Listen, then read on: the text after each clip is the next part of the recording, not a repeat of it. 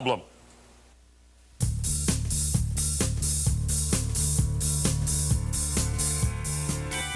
Judging by the letters we get, the American love affair with cars seems to be stronger than ever these days. But we're not the only country with such strong affections. In Sweden, their healthy appetite for car news is satisfied by a sister television series called Traffic Magazine.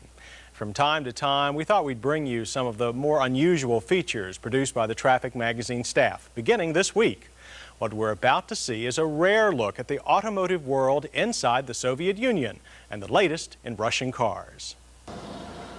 One thing the Russians aren't plagued with is traffic jams. Even with all those wide streets and long distances between major cities, cars are still scarce by Western standards.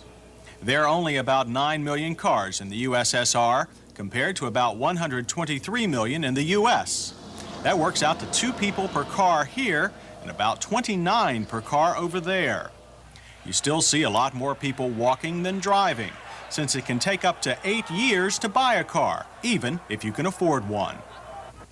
Even so, the Russian car industry is in high gear, with many of their products meant for the export markets of Western Europe and Canada. That's why Traffic Magazine's host and producer Carl Perstad, a lifelong watcher of the world's car scene, took his crew to Russia last year to investigate the current state of the Soviet auto industry. His first stop was the city of Taliati, near the Volga River, some 600 miles east of Moscow. Taliati is a new industrial town, only a decade old. It was built for one purpose: to make cars.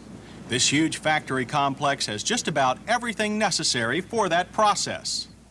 In fact, for all practical purposes, raw materials come in at one end of the car works and finished models roll out the other, amounting to 2/3 of all the cars made in the USSR.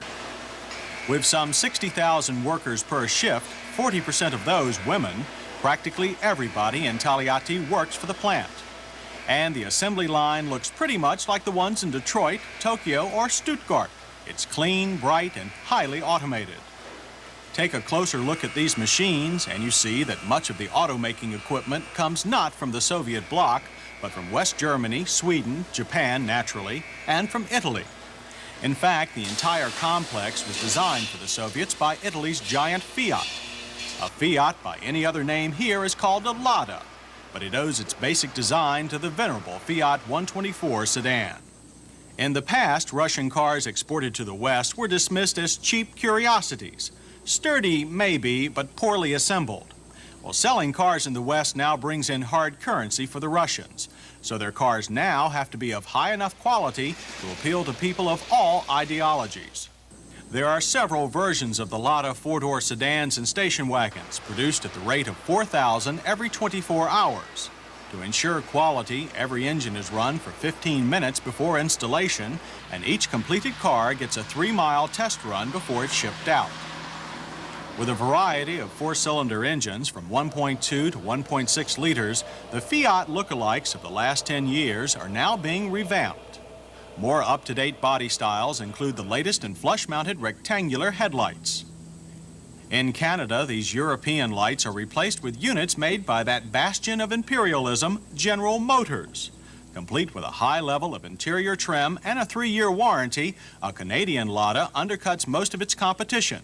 Its base price is just under $5,000. This Lada model made it to the Western markets almost by accident. It's a 4-wheel drive Niva, originally made for Soviet farm use. But because of its relatively cheap price of $8,000, it's become a price leader in the growing off-roader market on both sides of the Atlantic. Of course, Ladas are fine for the masses, but Soviet big shots need something a bit less modest for state occasions, so they drive a Chaika. Looking like a cross between an old Chrysler Imperial and a Cadillac, it's a 7-passenger, 5,000-pound behemoth.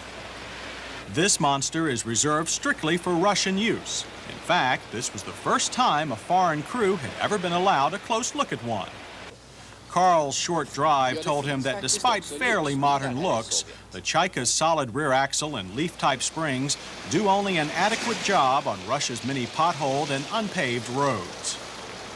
But party members do enjoy most Western luxuries with their transportation, including air conditioning and privacy curtains. The dash looks a bit Benz-like, with a little Ford Mustang thrown in for good measure.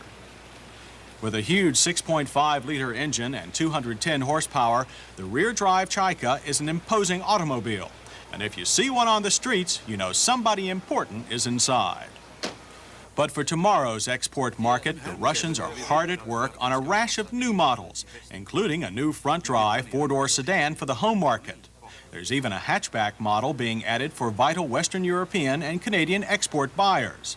And beginning in 1986, Renault will help the Russians produce a front-wheel drive mid-size car. No Russian cars are currently sold in the U.S., and there's not likely to be a Lada in anybody's future here anytime soon. But it's clear the Russians are determined not to be left behind in any major industrial field, including the automobile.